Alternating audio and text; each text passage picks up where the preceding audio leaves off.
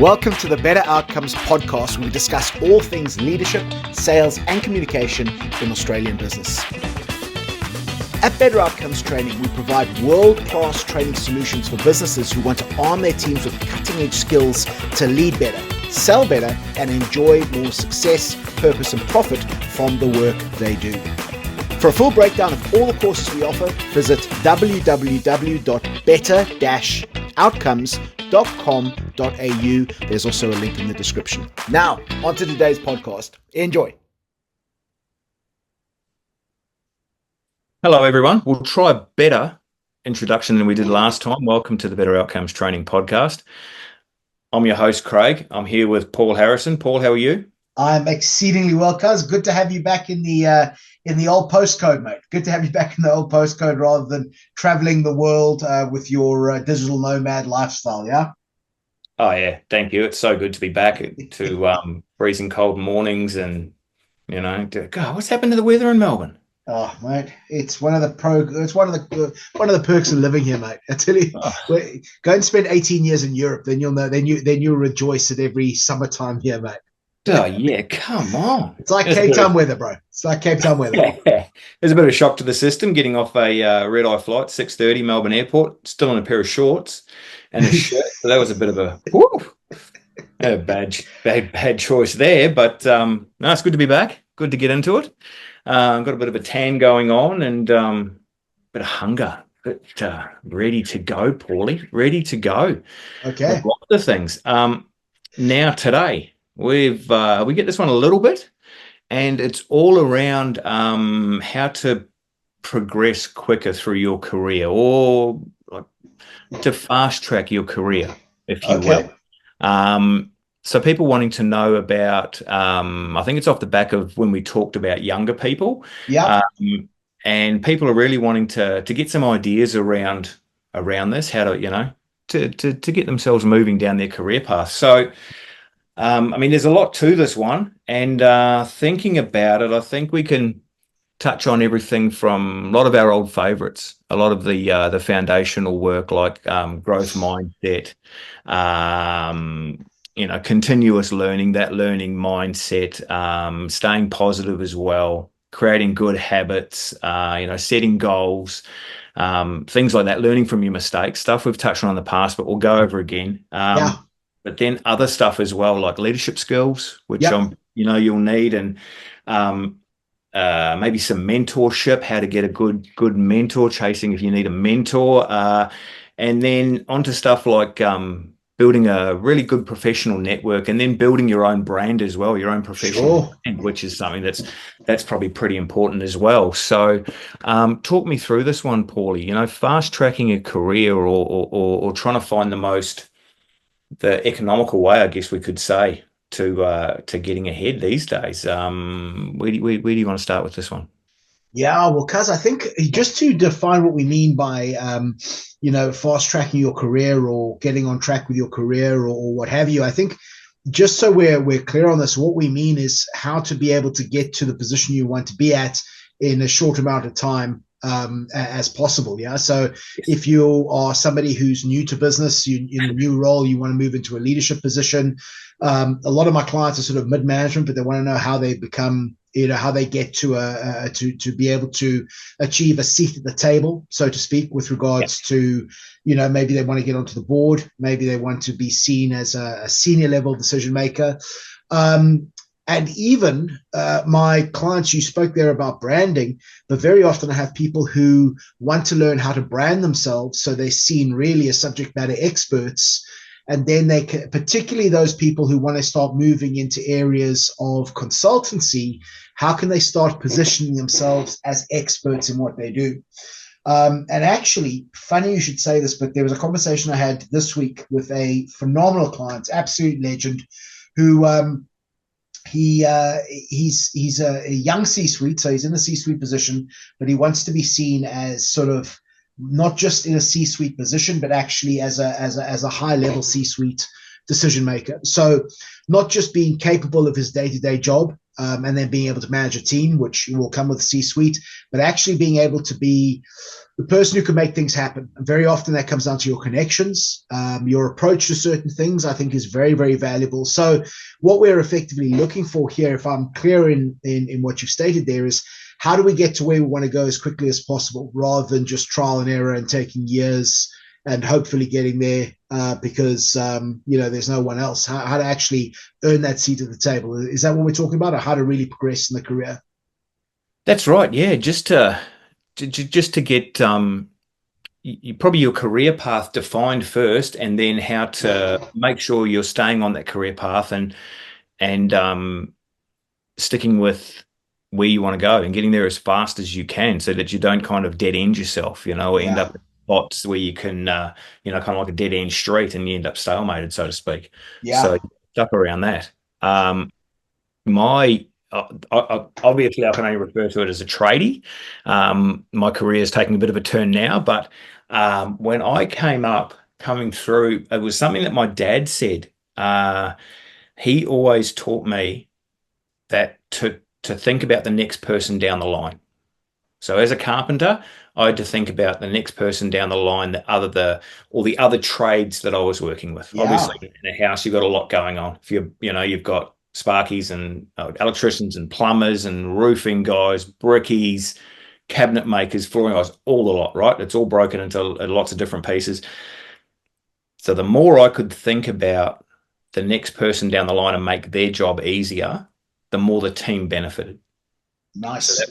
that was the basic way that I started approaching my carpentry and construction career. And Yeah, thinking about that, it it let me in and I became curious about what other trades were doing and what they needed from me and how I could help them out.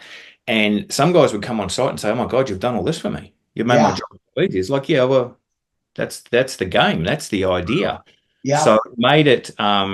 We've talked about it before, how you kind of think outside your own area of expertise and your own industry, yeah, your own trade, your own little job. You think about those working around you, the people you have to work with, other suppliers or, third parties, things like that. Making their job easier promotes you as well, because they're like, well, I'll go back to Paulie, or I'll go back to Cuz, because I know they always take care of me. I know the yeah, job's easier. So, and you start to build that, in turn builds your own reputation, your own professional brand. Like, you absolutely. become someone who gets something done and something that people can rely on. So that's a simple way of doing it.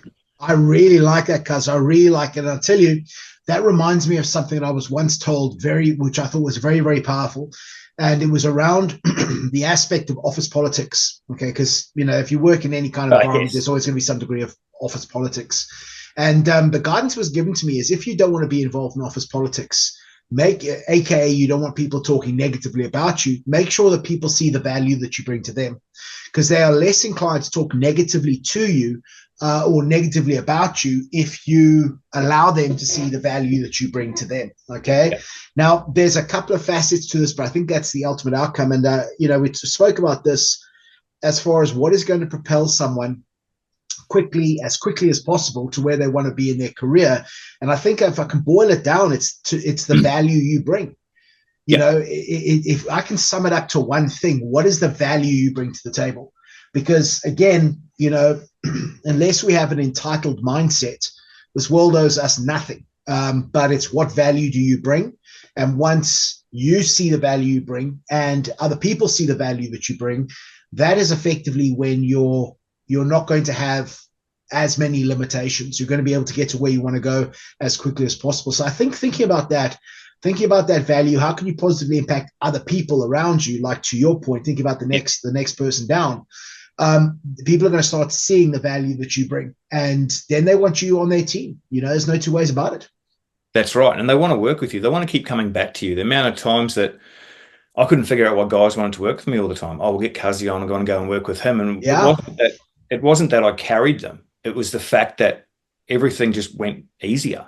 absolutely. We just get along. It's just the way I like to approach things at work is, we've got to do our job.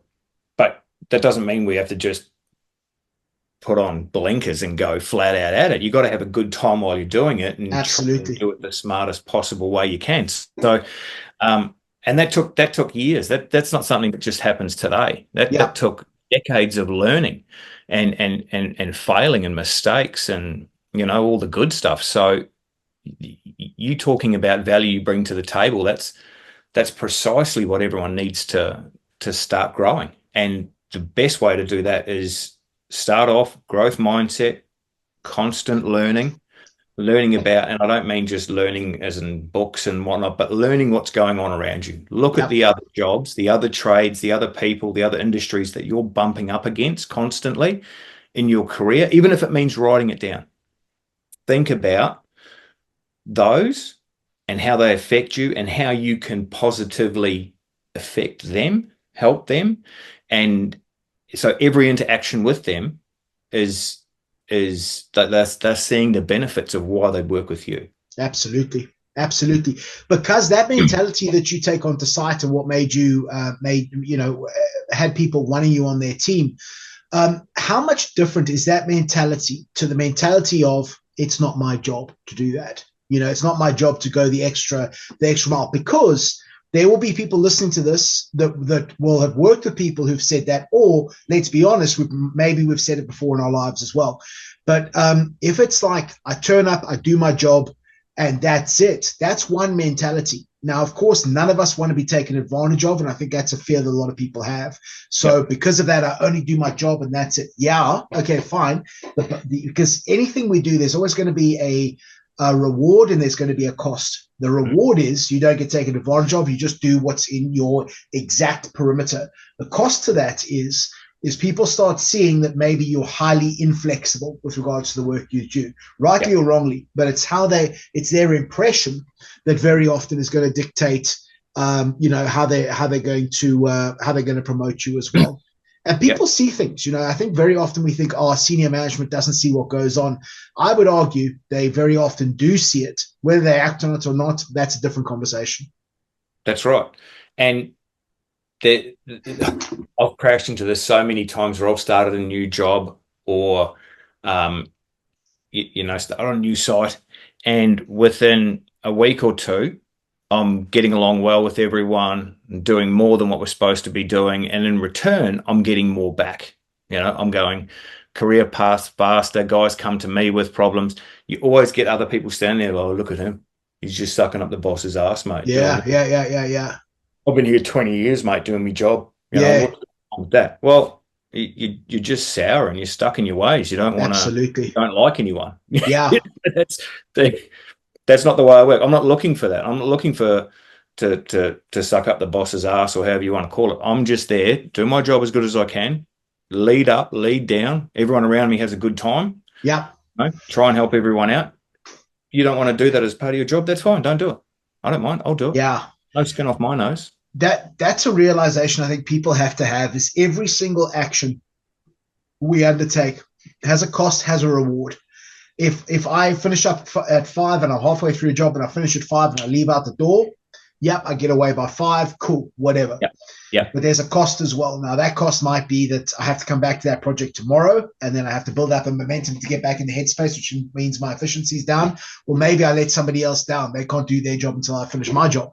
I think it's something that happens a hell of a lot, but I think it can be a very closed-minded type of approach Yeah. to, I only do what I get paid to do, and I do nothing further. And it's like, I know I'm going to a stereotypical scenario here, but it's a rough go, And I've had people say to me before, I want to place the table, and then when they say they want a seat at the table, they want to be one of the key decision makers of the entire business.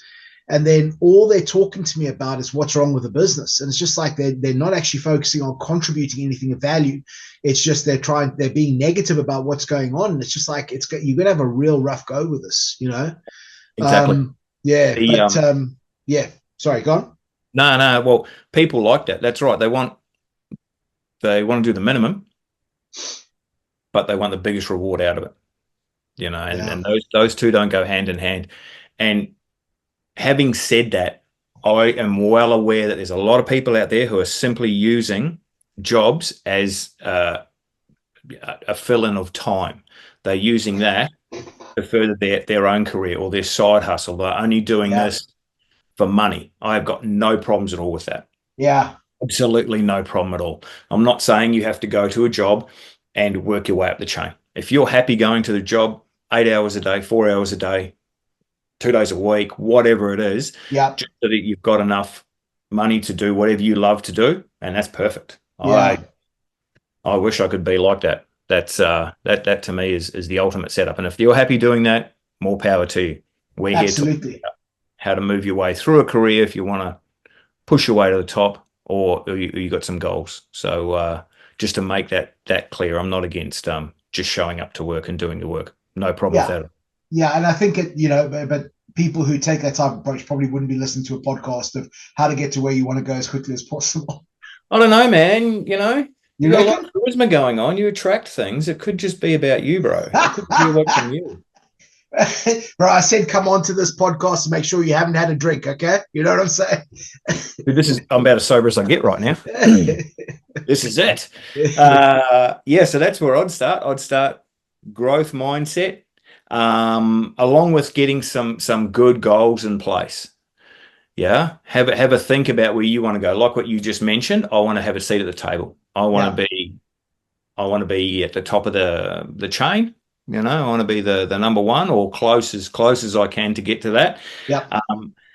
So set that goal. Absolutely, but then break it down into what you have to do, and don't be afraid to go in and approach your employer and say, Yes. listen, this is my goal. This is what I want to do. Yeah. What do I have to do to get involved in these kind of decisions? What do I have to do? What do you need to see from me to get me up that path to where I want to go?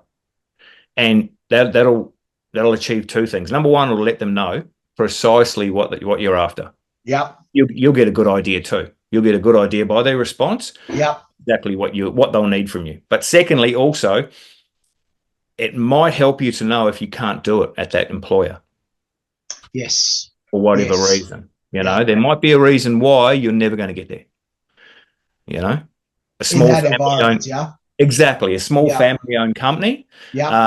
And you might want a seat at the table. Like, dude, I've got 2 sons and a daughter who are already lined up, mate. You're not pushing in front of them. No matter how good you are, sure, you're not going to make that. But we can develop you to a point where maybe you can go out there and do that. So, you know, if a person came to me, and one of my employees came to me, or, you know, I'm sure you could add to this, comes to me and says, listen, this is what I want. This is what I want to do. Can you help me get there? Wow, I'm impressed by that. I've got some time and some effort to put towards them, because you're going to get the return. Yeah. 100%. 100%. And I'll tell you this, cuz what you've just said there really sparked something in my mind. There's, you go look at any, a lot of my clients run adverts for, positions they want to fill in their businesses. And a lot of the time, self-motivated, a characteristic of a good candidate is somebody who's self-motivated. Now, here's the fascinating thing. And folks, for those of you listening to this, please take this away. Is if I'm the employer and I'm interviewing you and you come to me and you say you're highly self-motivated. Yeah, everybody's going to say that. They all read the job description. Okay? I'm highly self-motivated. But here's the thing. People discover that you're self-motivated through your actions. Okay? So words are one thing. Actions are another thing. It's like somebody stands up to present and says, I'm very excited to be here today. No, you're not. I can tell you're not excited to be here. So your words are saying one thing, your body's saying something else. But here's the thing. If what I would want to do is I would want to make sure that my decision maker, or the person who can influence my career, realizes that I'm self-motivated. By that type of approach that you've said with regards to what do I need to show you to take the next step? What is the potential for my growth here? What is the value I need to bring here? And those types of questions, and then acting on the feedback that's received, is such a great way to actually show that you are that you are self-motivated. Here's another thing. You use that beautiful term growth mindset, which can mean so many different things to so many different people because it's such a commonly used word. But folks, if you are interviewing in positions and you show the decision maker that you've attended courses and all the formal and informal training that you undertake, they start to realize that you have a growth mindset. So it's your actions are speaking way louder than any label you put on yourself. And I think that when you allow people, if I'm in an interview and somebody says to me, so, what do you do in your spare time? And that might include my own professional development. I love reading books on human behavior and sales communication and leadership. It's like, okay, what have you read? And then I can read this, that. The next thing, it's like we discuss on a particular book. Now that person started to realize that I've got a growth mindset around this type of stuff, which if they start to decide this, then again, I've got that earned advantage over my competition. I'm bringing a lot more value to the table than if they weren't aware of that. And, going to be a lot more appealing to get that seat at the table, so to speak.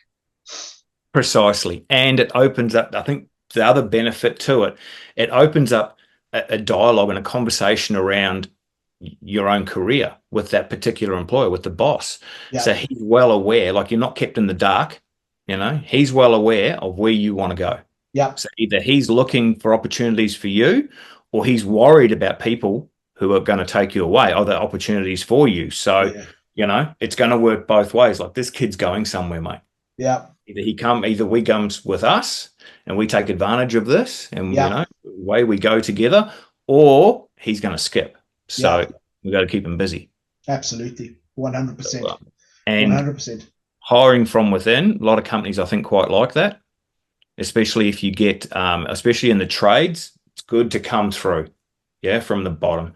They like, there's a couple of companies that we work with where they've come through, off the tools, moving up forward because you've got a lot of experience. You bring all that experience with you, like you're already a subject matter expert as you move up. So, you drag those things along with you. It's a bigger benefit to the company if they hire from within, if they have like progression and a progress ladder for their people's career. Absolutely. And again, putting in a shameless plug into this, but this is why training again is so important, because effectively external trainers, if they're worth their salt, they can come in and they can actually provide skill sets for the team. It was one of the pushbacks of leadership investing in training is, well, what if I invest in them, develop new skills, and then they leave? And it's like, well, what if you don't invest in them and they stay? That's right. That's right. And I've said this before, especially in the construction industry, the amount of people in leadership positions who have no leadership skills at all are promoted based on how good they are at their job. Yes. Now you're a cracking carpenter. You know your stuff, but you're just no idea about leading a team, which a lot of people don't. How would you? And you're good, you get promoted, all of a sudden you're in a leadership role, you're stressed, you don't know what's going on here, what about that? You're not thinking clearly, those kind of things. So it's massive benefit to get some leadership skills going in. And you see, I bump up against them all the time, massive holes in people's skill set when they're in charge of a lot of people. And it's, oh man, nice people, good bloke, know their stuff, a little bit of help and they'd be crackerjack. So investing in leadership, absolutely.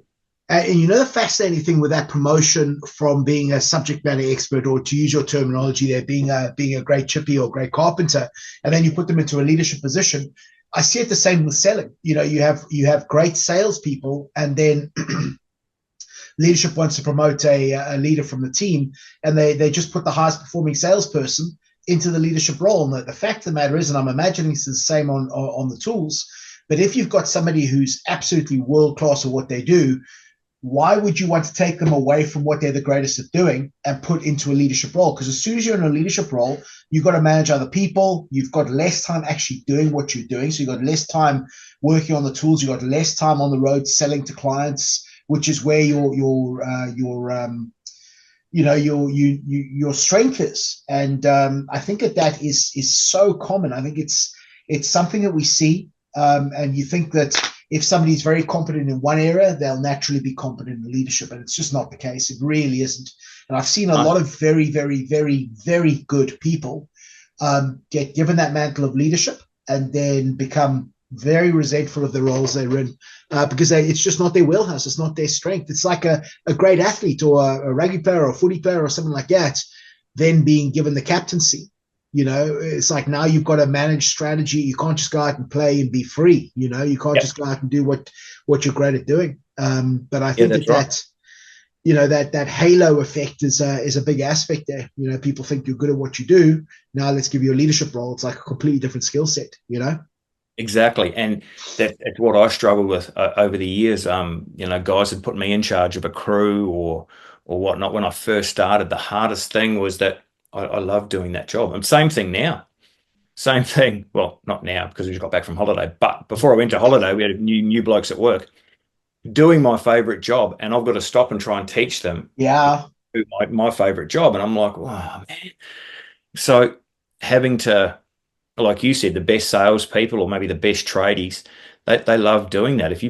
The hard thing is once they stopped me and put me in, well, not stopped me, moved me into leadership role, I had to take care of the guys doing that job. So I had to be very strategic about what areas that I spent my time on. Yeah. So generally, when I got put in charge of a crew, I try and act as a buffer to everything else around them. I try to Mm. feed them what they need, stay ahead of them, knock out any little potential problems or clear the path, so to speak, so they can keep working. Yeah. But also anything harder out of the ordinary, I'd take on myself. So I'll do this. I can only do an hour's worth of work on the tools a day. I've got 7 hours worth of other stuff to do. I'll take on this here, which keeps me ahead of you guys. You keep on going.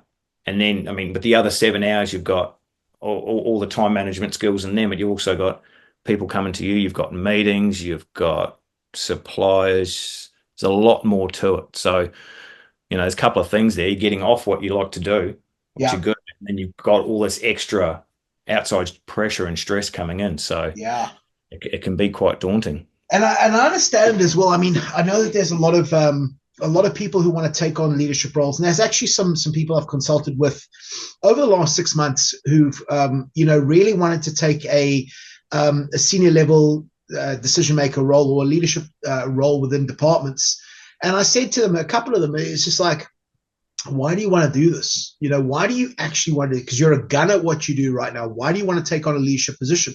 And sometimes people say, oh, it's the status, or sometimes people say it's the pay increase. Listen, I think status might be one thing, okay, but I'd way rather want to be known as a world class subject matter expert in what I do than a mediocre leader. Okay. But Yeah. secondly, and also if you negotiate correctly, if you become truly outstanding in what you do with your particular skill set, you can negotiate a higher salary or a higher income than what leadership can very, very often, But also leadership, you've got to take on everybody's situations, man. Everybody else's, all the politics that goes with it. And a lot of my clients that I have the great fortune to train, they really focus on my door's always open, and a flat report system, so there's no hierarchy, and being very empathetic, and that's awesome. That's absolutely awesome. But then there's the other challenges with you have people coming to you 24/7 with regards to issues that they have, and you want that, of course, but you've got to be prepared to take it on. And sometimes, and then we have the conversations around, okay, you want to be approachable, but you also need to be able to draw boundaries when appropriate as well. Yes. So it's leadership is awesome, and I love leadership. I love working with leaders. I really, really do. Them and salespeople, and people who communicate in different areas as well. But yeah, it's to make sure we're moving in that direction for the right reason, and I think that's important. Exactly. So when you're starting out, or when even I guess this could apply as well to changing careers or starting a new career, you really want to get the growth mindset working, get some learning in there to make sure that the growth and the learning can also help you with seeing challenges that may be coming up as Mm-hmm. well. Get your knowledge a bit more, spread your knowledge around a bit more vast, so you're not haven't got as many surprises coming in. But then focus on your goals and start working on those leadership skills, those Yeah, leadership steps. So as you rise, you're going to have these things. You're going to have these new challenges coming that you may not have seen. So just stay a little bit ahead, like what Paulie said about getting these leadership skills in there, whether it's off your own back or yeah, whether an internal work thing, or a combination of the both. That way you kind of prepare yourself before you get there, before you're dropped in it, so to speak. So that way you're doing what I was doing before and staying ahead of the game. Does that make sense? Because you've used the term a number of times, and we've used this term many, many times on this podcast series. The term growth mindset. When you say talk about developing a growth mindset, could you explain exactly what you mean by growth mindset? Oh, growth mindset. It's become completely encompassing for me. Okay. And this was only yourself. You opened my eyes to it a couple of years ago, 2, 3, maybe 4 years ago. In terms of there's so much more out there to learn than what is in your little bubble. Okay. And having a growth mindset is everything from, to me, it's just being curious about things. Yeah. It's wanting to know. It's asking these questions. It's looking to grow not only in knowledge but in your own personal self-esteem, professional self-esteem, as well, which not only brings good positivity but to yourself, but it also rubs off on those around you. Growth mindset, it's that, and the always learning mindset. There's always something to be learned, and that's taken from not only just from a positive side of things, but also in your mistakes. Sure. Learning from your mistakes and learning what your weaknesses are from those mistakes, which then allows you to go again and learn more on what you're not good at. Everyone's got their strengths. Sure. If I ask you to name 10 of your strengths, you'll probably come up with 2, really quickly. But if I ask you to learn, give me 10 things that you aren't too good at, oh man.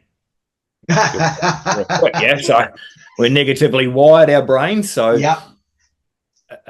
Realizing that and learning that you learn more from your failures and your mistakes than what you do just off your own back. That's a big part of the growth mindset as well. Does that cover what you're looking for? Yeah. Would you agree with me then that if I said a growth mindset would be illustrated by the following? Growth mindset is a belief that I hold that makes me realize that if I want to get better outcomes, I can learn new strategies, techniques, and understandings, and I can shift my mindset around certain things. I can actually form new neural pathways that will allow me to be in a much more empowered mental and emotional state, to be able to utilize those strategies and get that better outcome, much more than a fixed mindset, which says it's a belief that people can hold about themselves. And that belief is illustrated through what people say, which is something along the lines of, I am who I am and I can't or I won't change. Okay. Yeah.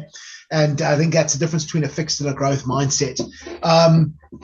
And I think, again, a growth mindset, that terminology is used very often, but how do we actually go out and cultivate it? I teach something called the 5 at 5, which is to the point you mentioned there, again, the professional self-esteem.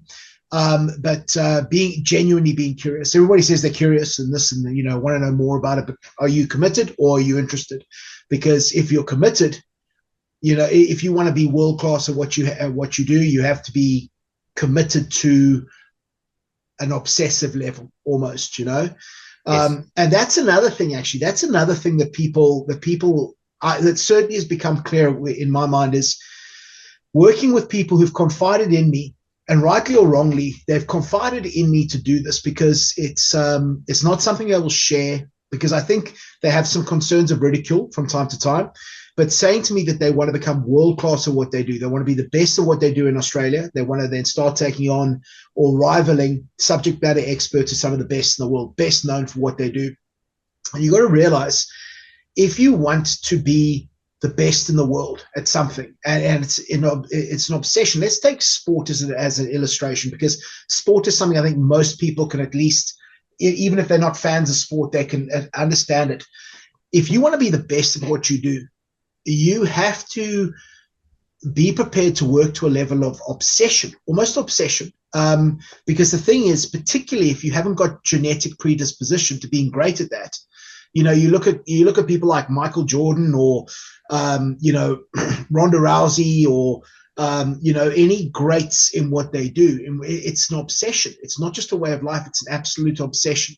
And I think that desire to be great is an absolute. If your competitor has it and you don't, it's going to be a rough go. Mm. So, being prepared to actually go out there and have that obsession with regards to where you want to get to, it's quite fascinating to observe. I think people have negative connotations of competition and obsession with being the best. But, if you want to be the best at what you do, you take genuine pride and you add value to other people's lives, what's stopping you? What's stopping you? Why should you hold yourself back? Because the thing is, as well, you're going to come up against those people who've got genetic predispositions, makes them better in you almost by default to start with. But people who work hard to develop those skill sets will always surpass people who have natural skill sets that don't work hard. And that's I don't know why I put it in there, but again, just to be the best at what you do, it's got to be that real drive. There's got to be a big reason, and it aligns with your why you want to do what you do. Maybe you feel you've got some degree of gift. Maybe you want to be able to provide for your family. Maybe you see a better way of getting a better outcome for people in the market, whatever it is. But that desire to be the best, it's not something you do part-time. It's something you're committed to. Correct. Yeah. And that comes from repetition, discipline, and creating those new neural pathways, creating those habits. Sometimes you can take it to the extreme, like, the top athletes who forego everything else. Yeah. Just for the pursuit of gold, Olympic gold. Olympics is just so you think along the lines of Michael Phelps, Grant Hackett, the swimmer, Usain Bolt, all the top, the top athletes, whatever it is in the world, not only in sporting, but in business as well. You think of the guys at the top, the billionaires, the entrepreneurs, all them, they forego everything else. Absolutely. It's just, they're single-minded on that's what I'm going to do. Perfect example, Conor McGregor came from as a plasterer, but he knew what he wanted to do. Did he have some luck on his side? Yeah, you could argue that. There's always luck in an MMA fight, but the hours and the work and dedication, the simple mindset that guy had, that he was going to be the top, that's what got him there. Yeah, the other guys next to him not have that? No, they all had the same thing, but he went further and made it to the top. So yeah, there's something to be said for that. There really is. What luck do you reckon he had? Oh, in terms and I'm putting you on the spot, man. It's probably quite unfair of me to ask that question. What luck did he have? I only mean luck in terms of the outcome of some of the fights. At that level, on if you think about the top level, we're talking the top 1%ers here. The line between a punch landing and missing, or a strike, or winning and losing a match. Yeah. Even in the Olympics, it's down to the millisecond. I'm sure, yeah, of the touch in the wall between like Ian Thorpe and Michael Phelps, or Grant Hackett, or whoever. So it's just that little bit. It's such a fine line at that level that it's very, very hard to say that. But and that takes nothing away from the dedication, the single-mindedness that got them there. Yeah, that what separates greatness very often in a competitive type of environment is, did you zig when you should have zagged? Did you bob when you should have weaved? In that type of scenario. And again, I think that the greatest, the best of the best, they're separated by fractions. And I say this, man, to my sales team. And I got the conversation to start speaking with another new sales team that I'm going to be working with shortly. And, they're in a very competitive marketplace, and just articulating and identifying the difference between who wins at that level, who wins a contract and who doesn't. I mean, we're talking 6, 7, 8-figure contracts here, okay? And at that level, the difference between the winner and the person who came second, so the winner and the loser in a two-company tender, is fractions rather than miles. Yeah. So, and very often there are businesses who will turn to me and say, they come to me after they've lost tenders. And it's like, we would rather have not tendered for this than actually lose, because effectively now they've got to incur the cost of 3 months of management time in putting together this world-class tender. So they've got that cost, that sunken cost that they have to, they've got no remuneration for now because they didn't win the deal. Yeah. Bloody tough, I tell you. Bloody tough. Having that, the no one sees all the hard work. Yeah, exactly. Yeah. Everyone only sees the prize. They don't see the cost. Yeah. The price that person paid. Yeah. Which is the early, like you said, with the business, they came second, and they've got this monstrous debt, so to speak. Now, what do Yeah. they do with that big hole in the budget? The guy who came second in the running race, and in the 100 meters, he put in just as much time and effort, and it's just those fractions, those little bits Yeah. that count. But when you're starting out, you gotta, like, the 1%ers at that level. Yep, sweet as. When you get to that, when you're starting out, you make sure your foundations are right. You're never Yeah. going to get there unless you do all the good stuff first. Yeah. Making sure Absolutely. the value you bring to the table and all the good stuff. That's But it's a great point there, actually. And it came up in today's conversation. It was such a beautiful conversation with a lot of their senior level decision makers. But the thing that came up was in this conversation anyway, because we're really going to set together a great program to make sure they're converting a lot more business. But the thing that came up was, I said, what do you want people to take away? And one of the comments was we want to be able to have some good, strong closing techniques. And it came to me with regards to the thing that I very often see with salespeople is they want the secret 3 or 4 words to say to close a client. And that does not exist. It's all the work you've done beforehand to put a client into a position where they want to buy rather than you having to sell. Because people love to buy, they just hate to be sold to. The difference is how much value have you built into that equation before it comes time to commit pen to paper. Everybody wants to know that sneaky 3 things to say to close every deal. Listen, let me tell you, if you're going to be doing this for the long term, you're going to build phenomenal relationships with clients. You have to be able to build that value in every step of the engagement. That gives you that earned advantage over the competitors on the regular, which is that's awesome. right.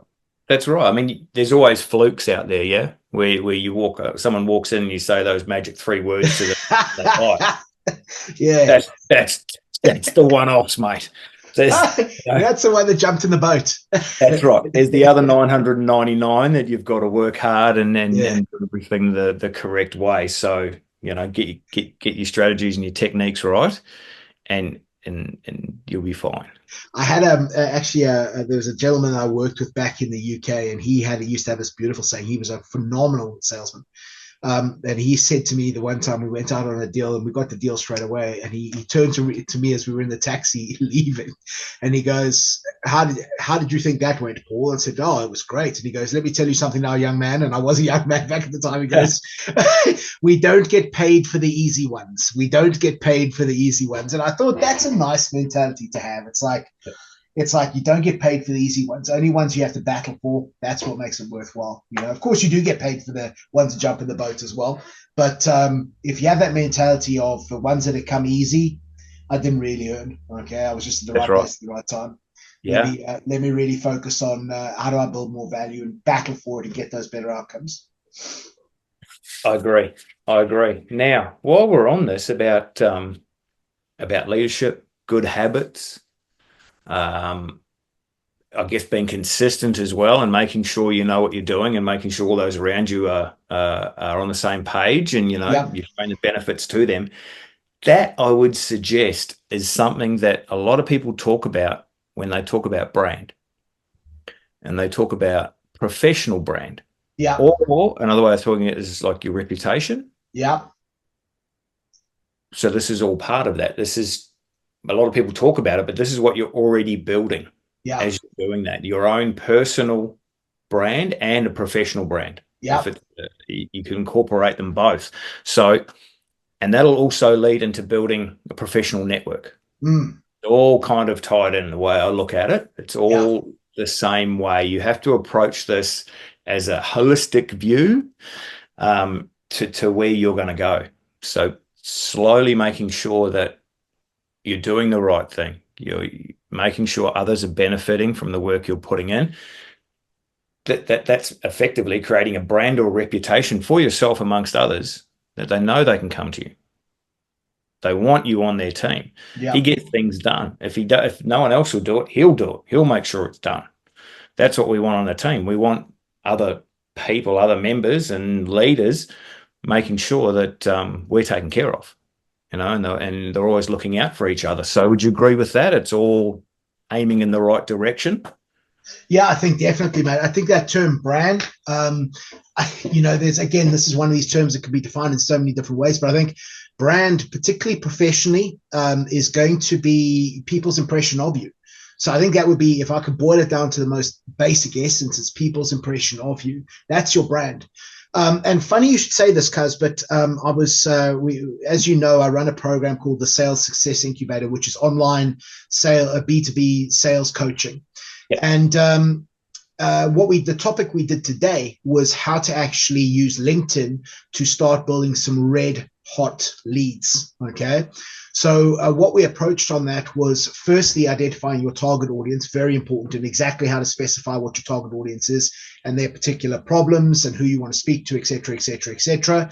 Then engaging with them and how to get them to want to engage with you as well. And then thirdly, how to put content together that was going to position you as an authority in what you do to maintain front of mind with the decision maker. So you have your audience who's watching the content that you're putting out, and then they see the value that you're bringing, and therefore your brand in their eyes starts to increase. Yeah. And the best way I've found to do that is firstly really understand who you want to go after. So I was teaching my clients from the Sales Success Incubator today how to identify that target audience, and then how to start thinking about what are the problems that these people have that we can help them with. Okay.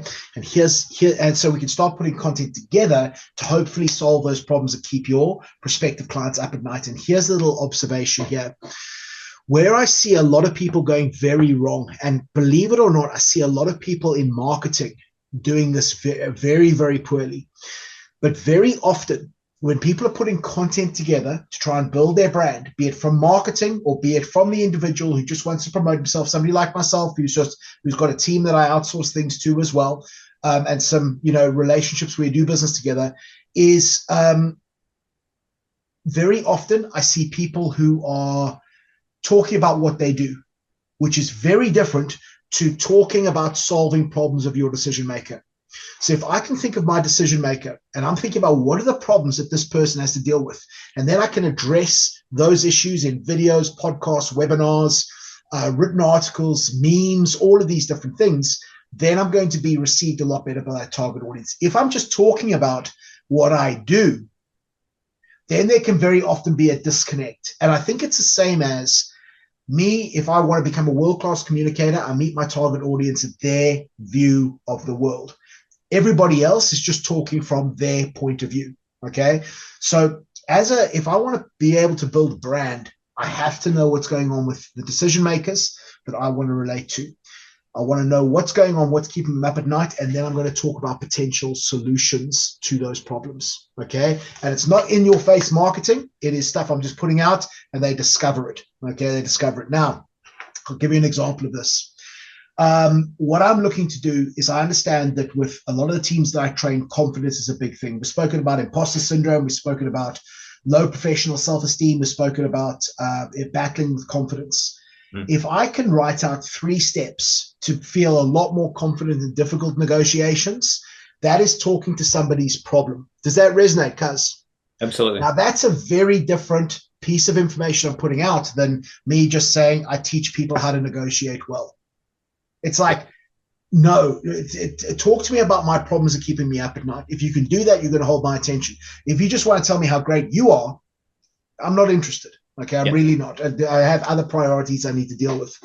But that is, and we went into that in quite a lot of detail today with regards to understanding who your target audience is, what are their problems, and then how can we put content together that is going to solve those potential problems to some degree, but then get you to be the person that they come to because you've made them feel understood and you've shown already a high degree of credibility in what you do to solve their problems. And then you become that world-class problem solver at a fair rate, at a fair price. At a fair rate, fair price, of course. So you're talking about trying to be as specific as possible with your brand and your message, aren't you? Like, you need to try and kind of like find a niche. I would suggest it doesn't have to be a small niche. It can be just a certain area that you want to concentrate on 100%. or appeal to. And, like you said, figure out exactly what's keeping them up at night. I would say that's going to become even more important as more and more competition comes into this marketplace. Because let's say I'm a corporate trainer, and let's say there's only one corporate trainer in the inner west of Melbourne, I'm probably going to be quite busy if I'm the only one. But exactly the same as if I'm the only one selling into a particular market, or there's only two of us, so we both get 50% of the business. That's enough to sustain the business. But as we start seeing the emergence of more and more competitors, particularly with the world becoming a smaller place, now you have to start niching down what you want to focus on. Now, if I'm a plumber in a certain town, a plumber in Newport, then I might be able to still just be a plumber in Newport. And by that, I mean, if somebody's, toilet breaks in the middle of the night, I'm the one who's going to be getting the call. That's fine. That's location based. But I think it very often, particularly for my people who want to be seen as world-class problem solvers, the more they can define their niche and talk to their niche, good things come from there. Really good things come from there. Yep. Understand that you're a subject matter expert, and use that to find the people you really want to talk to, really get in touch with, and build off the back of that. That's something that I guess it comes down to the hook as well, and exactly how you're asking that question to get people's attention, doesn't it? Because like you said, anyone can stand there and tell them how great you are. Yeah. How great they are. But to listen and pay attention. Absolutely. And when you're talking about things that are relevant to me because you understand my pain, now you've got credibility in my mind. Now you make me feel understood. And now I'll pay the market rate plus 10% because you're a specialist in what you're doing.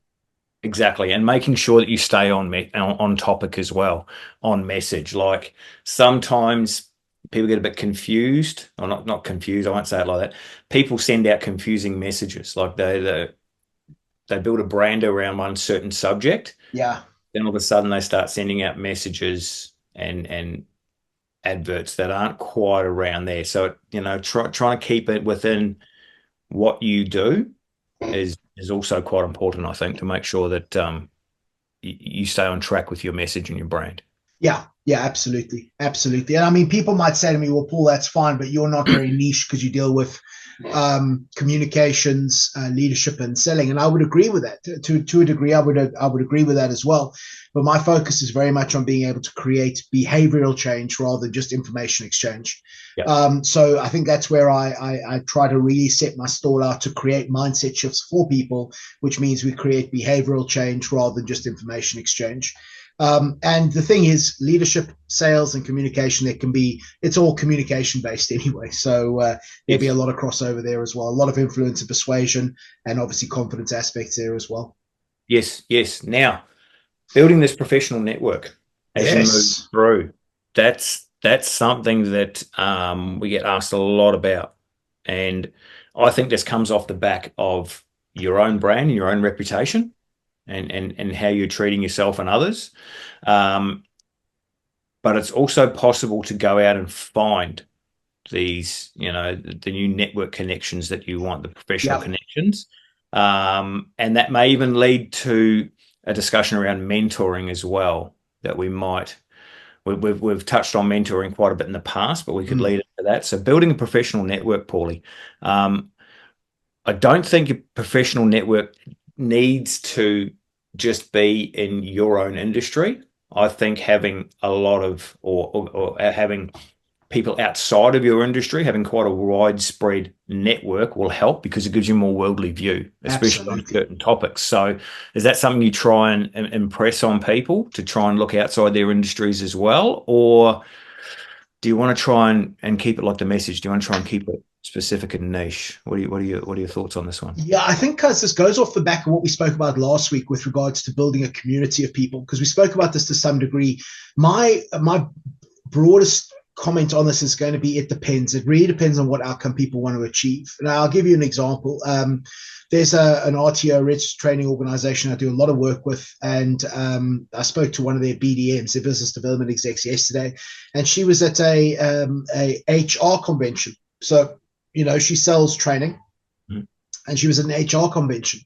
And, you might say, well, HR is not training. Yeah, you're right. But a lot of people at that HR convention will be the decision makers for training packages. Yeah. So in that context, I certainly see how that would be massively beneficial. I think that the sharing of ideas from outside of industry, I think, is massive. I really do. And we've spoken about blue ocean versus red ocean here a lot of the time. And for those people who are not familiar with it, red ocean is when you've got a high degree of competition. And the thought process is your competitors are all like sharks and everyone's just cutting each other's prices, so the water is full of red blood. Blue ocean is where there's no competition.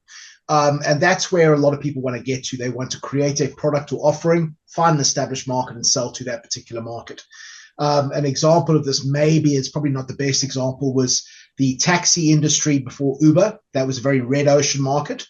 Might be location based as well, but then what Uber did was came through with a offering still of getting you from point A to point B, but found a lot of better ways of doing it. So the app, the security, the ratings, the wait time, all of that, you could track them, all of that.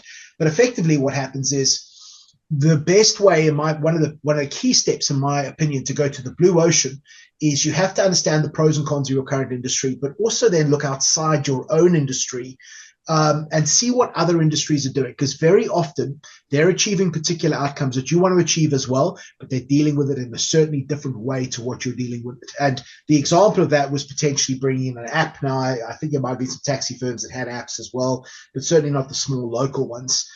So taking from applications from other businesses and how can we use this in our industry? And I think that there is a huge amount of inspiration that can be delved from reading outside your industry, reading outside your sector. But the most important thing, I think, is finding people with good character with regards to surrounding yourself, because character and credibility in people's eyes carries a lot of weight. Really, absolutely. I mean, it's like, and the ability to communicate and the impact that you have on people, I think that's a big one with regards to building that network of people around you. Yeah. Looking outside your own industry is something that I'm quite big on, because it gives you a more rounded view of what's happening. Easiest way for me to explain it is a lot of sports codes now. They do a lot of cross code work to pick up, everything from, maybe use the example of Craig Bellamy in the Melbourne Storm. They brought on wrestling coaches to help them. Then they went and utilised, they cross-trained with a couple of AFL teams. So they got the high kicks and the marking kicks going on. They were also cross-trained with the All Blacks as well, and probably numerous other sports and athletes that we don't get to hear about. But all that is giving them a more rounded view of their own game, different ways of approaching their own game, different skills, and probably a better product at the end, And also, you're chasing these 1%ers. Everyone else has now got to chase you because you're at the top of the heap. Yeah. So everyone else has got to lift their game to be like that. So making sure that I touched on it before, like being a tradie, making sure you know what the plumber needs to set out in his shower, or where the toilet goes, so that you don't put a big timber joist through the bottom of it. He's got to try and cut through that. Yeah. Allowing for the tiler when he's setting out, everything that you bump up against and around, you know a little bit about that. You don't have to know. If you want to, you can become an expert on all of them around if you've got the time and the inclination. But as long as you know a fair few chunks of everything that's going on around you, you get a more worldly view of what's going on. It helps your own game. Yeah, absolutely. And remove some of those blinkers as well that we can often have, those blind spots, 100%. Yes, that's especially with the people around you with character. If you have good people around you, good people that you can trust and trust their judgment, you'll know that the feedback you get from them is spot on and should be taken on board, because they can see your blind spots. Absolutely. Mirrors with integrity. I think that was the term we used last time. Yeah. Was it?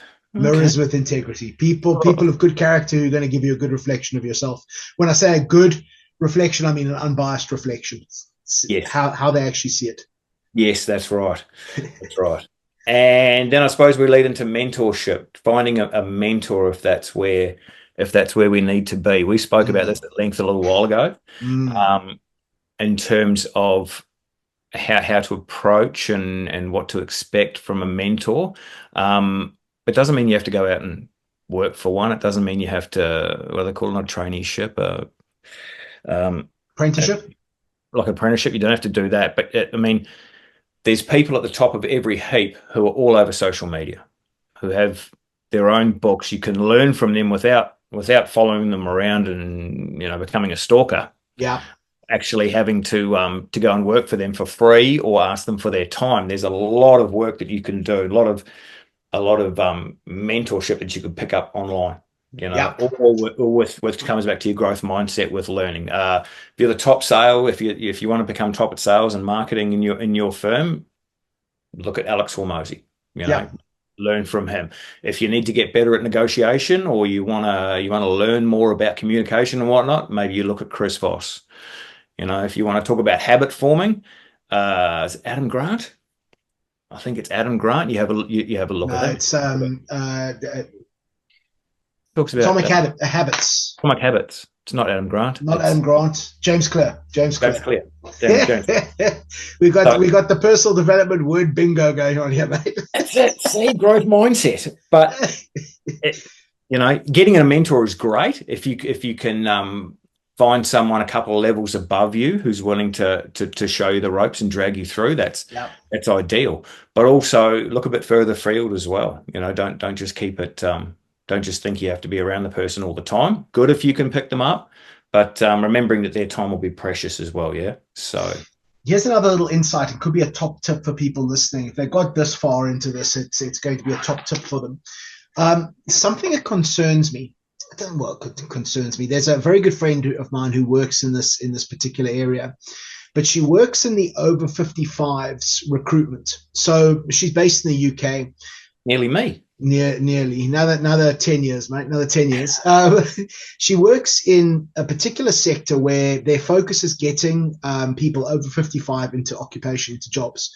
And the thought process is there's, there might be a stigma around bringing people in who are, of an older generation and what have you, which really shouldn't be the case, because I think it comes down to the value that you bring to the table. From my mind anyway, it's like no one's here for free. We're not a charity. Everybody's bringing some degree of value.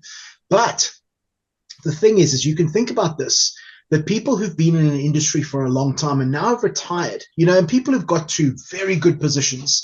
They got to good positions, they've retired, maybe senior leadership, C-suite, maybe not entirely C-suite or what have you. But finding these people in your sectors who might have gone into retirement or partial retirement, and here's what I'm willing to bet, is that if you were to approach them correctly, and really understand their view of the world. You think about somebody who's become very successful. Those are not the type of people that can just shut off and never want to go back and feel that hunger for getting that deal done or sorting out that problem or the reward or what have you. And I think a lot of these people who retire are very, very mindful that if you don't use it, you're going to lose it. Okay. So they go away and they play golf twice a week, and, they're at home, and, their partner's not happy with them being at home because now they become pain in my neck and what have you. And going after and actually asking those people if they would be interested in mentoring you. And I'm willing to bet there's a lot of them will do it for free. Although I would always suggest, if you're going to approach someone, there's some kind of return that you can provide them with, whatever that is. But I think that very often you find these people who have been successful in their roles, and now they kind of get the feeling that they're being put out to pasture. Okay. And that's a scary feeling, I think, for people who've taken a lot of sense of their own values from the work that they've done. And now that stops. Now they're going to play golf twice a week, and, that's about it. They're sort of retiring and, and sort of living a very different life. But I think if you're to reach out to people like that and say, listen, I know that you've got a lot of experience in this industry. I have a very deep desire to be better in this industry. Would there be any way we could organize some degree of mentoring? I'm willing to bet if you approach them correctly, there would be people who would do that for free. How they benefit is they still get that sense of contribution. They're still able to keep their foot in the water to some degree and really feel like they're contributing to something. And I think that can be a real wealth of opportunity for everybody. I think everybody wins with that. You get yourself a mentor, they get that ability to contribute as well. And these people have a lot of wisdom. They really, really have a lot of wisdom, particularly if they've achieved great outcomes, because you can't get great outcomes without doing things. You can't get consistently great outcomes without doing the right things on the regular, That's right. I had pretty much this exact conversation with a gentleman while I was overseas, talking about older tradies in the workforce Yes. and how valuable they were to certain companies, certain industries where you've got 50 years worth of knowledge that just walked out the door. You Yeah. don't really want to walk out the door. You know, Yeah. and there's a couple of cases he was talking to me about older guys in their 70s, 80s who would still come in. The guys would still ring them all the time. Hey, Yeah.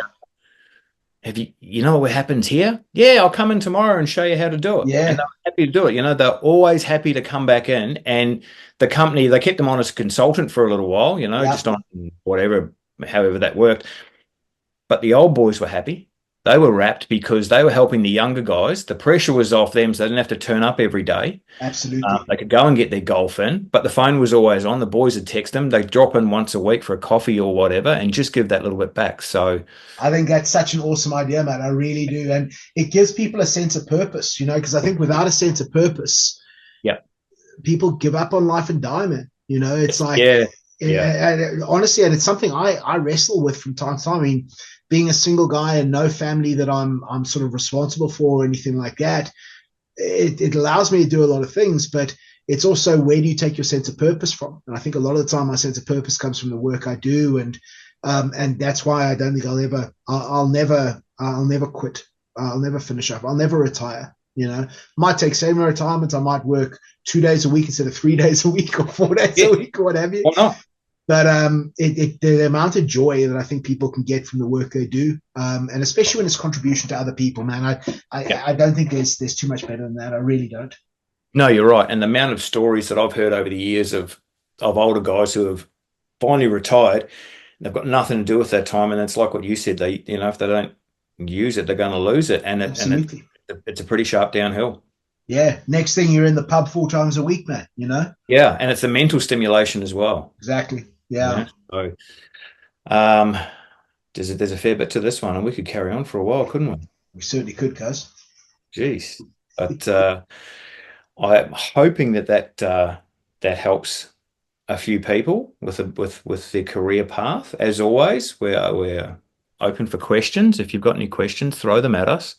We're more than happy to help, especially for more. I know we kind of talk general in these things. Yes. But if you have something that's more specific that you really need, just yell out, and we'll do our best to ask that one. Paulie, thank you very much for your time. Cuz, thank you so much, my man. I really appreciate your time, and it's so good to have you back, man. Really good to have you back.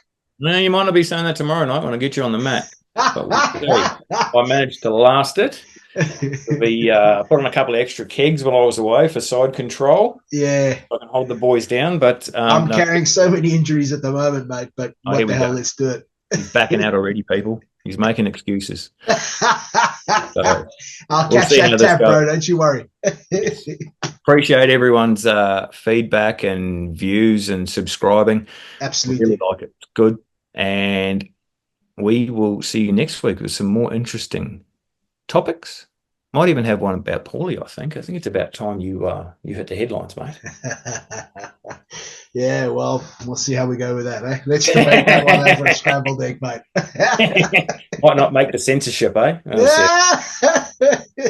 Yeah, Paulie, as always, thank you very much. As always, thank you very much for your time. Thank you, everyone, for listening, and we'll be back next week. Take care. Fantastic. Thanks, folks. Take care. Cheers.